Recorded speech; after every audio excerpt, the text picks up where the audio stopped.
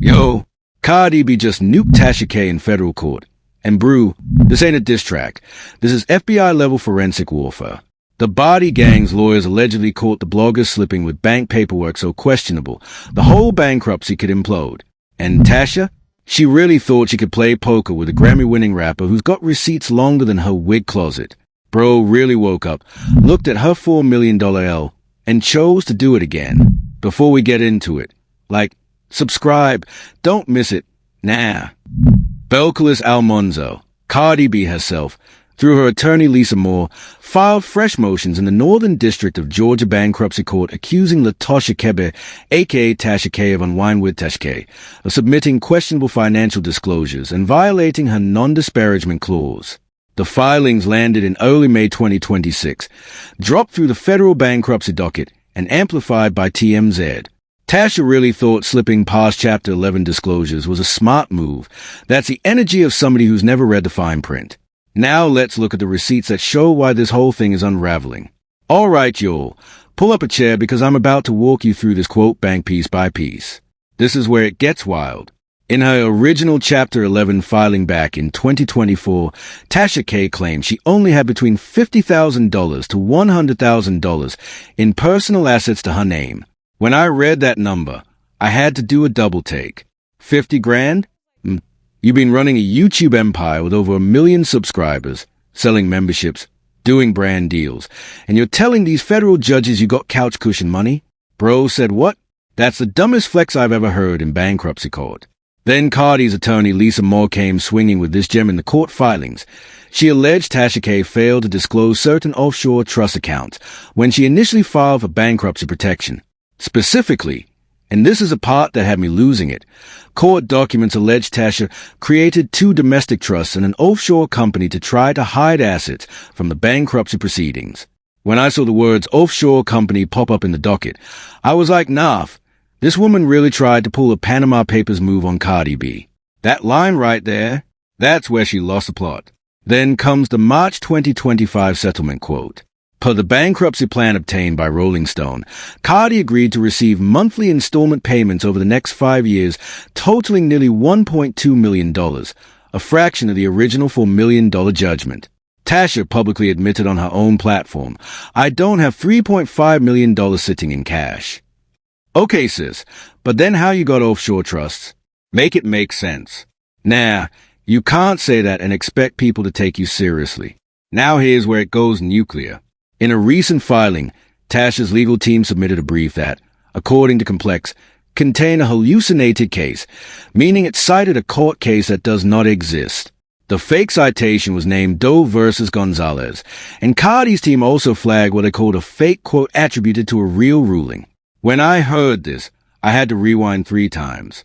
Bro, you're in federal bankruptcy court submitting AI hallucinated legal citations?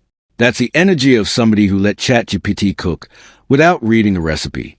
And then Cardi's legal team dropped this bombshell quote in their motion, accusing Tasha using thinly coded language designed for her audience of over 1 million subscribers to allegedly violate the non-disparagement clause. Thinly coded? Baby, that's lawyer talk for we know exactly what you're doing and we got the screenshots. When I saw that phrase, I knew Tasha was cooked. That's the dumbest flex I've ever heard.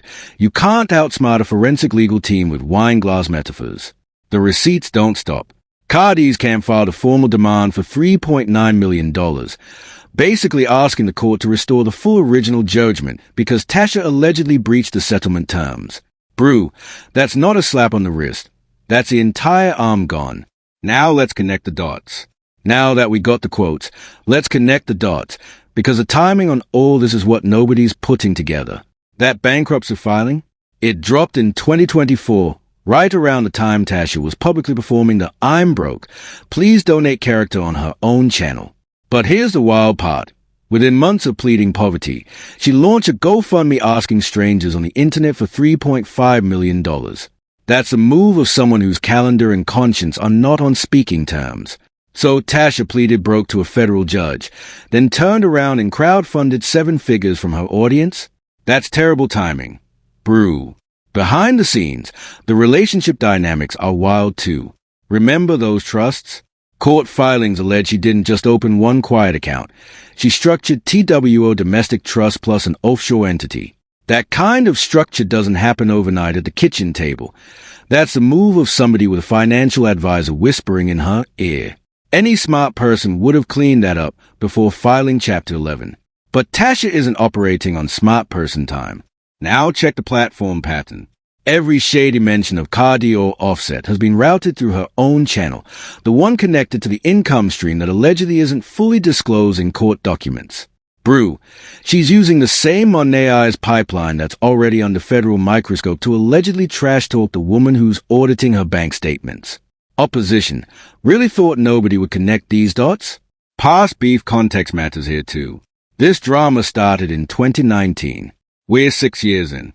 The original verdict came in 2022. The Chapter 11 bankruptcy came in 2024. The settlement came March 2025. The contempt and bank statement questioning motions came in early May 2026. That's a 6-year timeline of losses stacked on top of each other, and Tasha's response has been to keep talking. That's when you know opposition doesn't have real advisors, because real advisors would have zipped her mouth shut around year 2. And here's a hidden detail nobody's catching. The GoFundMe launch and the alleged non-disparagement violations both happened in the same window where Cardi's lawyers were quietly building their contempt motion. Tasha was lighting matches while the fire department was already in her driveway. But here's where it gets even more interesting. Now check this out. Nobody's talking about how surgical Cardi's legal language has been versus how sloppy Tasha's filings have been. Zoom into ONE phrase from Cardi's team. Thinly coded language. That phrase is doing heavy lifting in court. Why? Because it preempts Tasha's defense. She can't say, I never said her name, because thinly coded already covers nicknames, hand gestures, wine glass references, and offset-adjacent jokes. That single phrase is a legal kill switch. And Tasha really didn't catch that? That's embarrassing. Now dissect the AI hallucination angle. That fake Doe versus Gonzalez citation isn't just embarrassing, it's a Rule 11 trap. Federal courts have been hammering attorneys nationwide for submitting AI-fabricated case law. We're talking $5,000, $15,000, even six-figure sanctions in the Sixth Circuit. Now zoom into ONE word, hallucinated. That word, used by Cardi's team, isn't slang. It's the exact legal term of art federal judges have been using to sanction attorneys. By dropping that word, Cardi's lawyers are essentially handing the judge a pre-written sanctions order. If opposition had half a brain, she would have reviewed those citations before filing. Then there's a forensic move with the trust structures. Pattern analysis. 2 domestic trust plus ONE offshore entity is a textbook asset shielding triangle. Domestic trust for plausible deniability, offshore entity for jurisdictional protection. That's not, I forgot to mention an account. That's a financial architecture. The very existence of that structure is the evidence. Tasha thought structuring it that way was clever. Nah, brew. That was a DISS disguise as financial planning, and the bankruptcy trustee read it loud and clear. Now dissect the GoFundMe move forensically. The wording, I don't have $3.5 million sitting in cash, is technically true while being potentially misleading. Nobody asked if she had it in cash. They asked if she had assets. Liquid cash, real estate, trust holdings, business equity. Those are different categories. That specific word choice, cash, is a giveaway. Lawyers call that a carve-out admission. It's how you tell the truth while hiding the truth. And opposition really thought that wordplay would fly? That's a problem with Tasha. She doesn't read between the lines, but Cardi's legal team wrote the lines. One more forensic layer, the contempt ruling itself. A judge has now ordered Tasha K to remove Cardi-related content from her platform. Zoom into that. Removal orders are extremely rare. Judges almost never order content takedowns because of First Amendment concerns. The fact that this judge did means the evidence of violations was overwhelming, not borderline. That's a 10 out of 10 evidentiary finding. Now let's see how the media covered this. So here's where it gets interesting. Complex framed this whole saga as a clean legal procedural. Blogger gets caught, judge rules, content gets removed. Very buttoned up. Billboard, on the other hand, framed it through the legal doctrine angle, emphasizing that bankruptcy doesn't typically absolve people of judgments over fraudulent or malicious conduct. That's a huge difference in framing. Billboard is basically signaling that even Chapter 11 might not save Tasha if fraud gets proven. Then XXL went a third route entirely, framing the offshore allegations as a secret trust expose, leaning into a conspiracy thriller angle. 3 outlets, 3 completely different spins on the same paperwork. All hip-hop went harder, framing it as Cardi landing a major court victory in straight-up sports recap energy. That right there tells you the streets see this as a fight Cardi is winning round after round. Now some Tasha defenders online are saying this is overblown, that bankruptcy filings get amended all the time, that Cardi's team is being aggressive for clout, that the GoFundMe was legal. But here's why that doesn't hold up. Judges don't order content removals over routine paperwork amendments. The receipts from earlier? Those aren't paperwork mistakes. Those are pattern decisions. Some Tasha fans are saying this is cap, but those are the same people who thought she was going to win the original defamation case too. The media trying to spin this for Tasha can run that narrative all day, but the receipts don't lie. The Root capped it perfectly by literally titling their piece, "Is Tasha K keeping money from Cardi B?"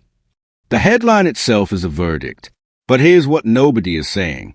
Mainstream blogs are framing this as Cardi B versus Tasha K, round 47. Cute. Sports angle. Easy headlines. Easy clicks. But here's the real story they won't tell you. This isn't a celebrity beef anymore. This is a cultural trial for an entire generation of toxic gossip bloggers, and Tasha K just became the test case. Here's what nobody is talking about. The hip-hop blogging industry, Tasha K, the early gossip-style sites, certain shade room offshoots, the whole ecosystem, was built on a foundational assumption that black women celebrities wouldn't sue, couldn't win, or wouldn't have the resources to enforce judgments even if they did win. That assumption powered an entire decade of clickbait, defamation, and reckless coverage. Cardi B just shattered that assumption into pieces. This is a historical pattern moment. We've seen this before. When Beyoncé sued bloggers, when LeBron's team went after publications, when Megan Thee Stallion took Tory Lanez's accountability into court. Every era has its line in the sand case. This is THE line for the blogger era. Tasha K is repeating the same mistakes that ended every loudmouth media figure before her. Confidence, no advisors, performative bravado, and the delusion that an online audience equals legal protection. We've seen this before. Tasha is on the losing side of history. And let me say what mainstream blogs are too scared to touch. The GoFundMe move wasn't just embarrassing. It was psychologically revealing. Asking your audience to bail you out from a defamation judgment for content you made about another black woman is the most loudly self-incriminating financial move I've seen in years. It's basically saying, I built my income on her name, and now I need her audience's competitors to save me from her. Tasha's whole persona is manufactured, and the GoFundMe was a moment the mask fell off. You can't beg for charity and claim unbothered in the same week. Now here's the angle that's gonna make some of y'all uncomfortable. The internet keeps calling Tasha obsessed with Cardi. I'm gonna take it further. This is a content addiction crisis.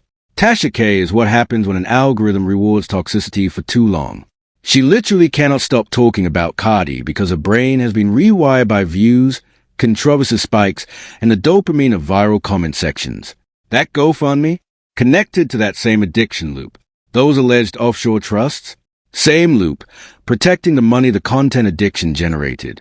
Tasha is playing checkers while Cardi B is playing chess with a forensic accounting team. And here's the spiritual angle.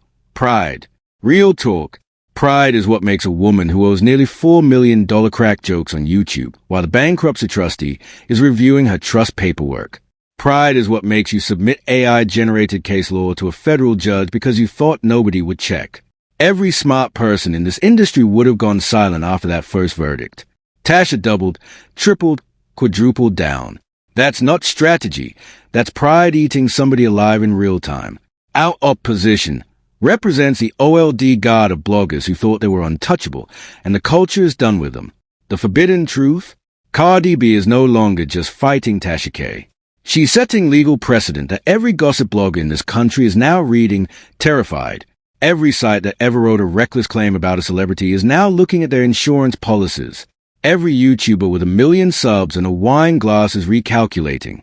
Cardi turned her defamation case into a case law grenade that's gonna define the next 10 years of celebrity blogger relationships. And that's the truth they won't tell you. This isn't beef. This is a reckoning. So what happens next? Here's what's most likely to happen. When the bankruptcy court reviews those questioned bank disclosures in the next hearing cycle, the judge is gonna find probable cause to expand discovery into Tasha K's full financial network. Mark my words, that means subpoenas.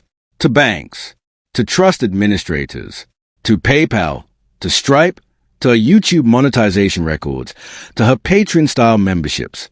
When that paper trail drops, Tasha is gonna look desperate trying to explain why her $50,000 to $100,000 disclosure didn't include income streams a court will easily verify. She's gonna try to escalate, but nobody's gonna care. The receipts will already be on the docket. The silence from her lawyers is gonna hurt Tasha more than any diss track ever could.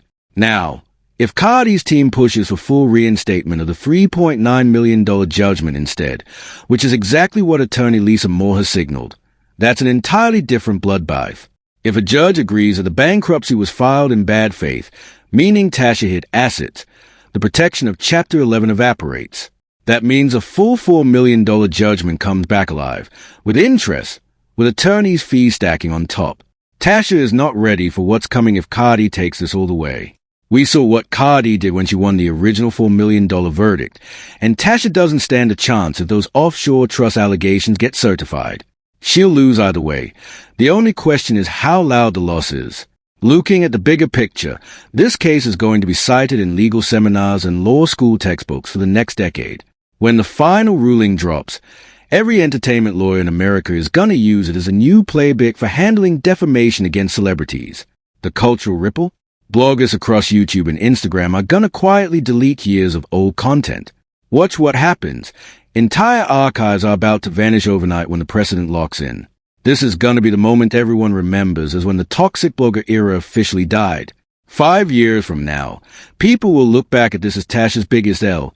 Not the original verdict, not the bankruptcy, but this chapter, where she allegedly tried to outsmart a federal court and got caught with hallucinated citations and offshore paperwork. Tasha is watching the culture move on without her, and there's nothing she can do about it. And one final prediction. When the dust settles, Cardi B's name is gonna be attached to a legal doctrine. Real talk. Lawyers are gonna refer to the Cardi B precedent the way they refer to landmark defamation cases. That's a legacy lift coming. While Tasha's name becomes a cautionary footnote, the blogger who had everything, lost everything, and still wouldn't shut up, Cardi's name becomes a verb in entertainment law. The transformation is gonna be permanent. Whatever happens, one thing's clear. Tasha already lost. Thanks for watching. If you enjoyed uncovering the real story, smash that like button and hit subscribe so you never miss when we expose what everyone else is too scared to say.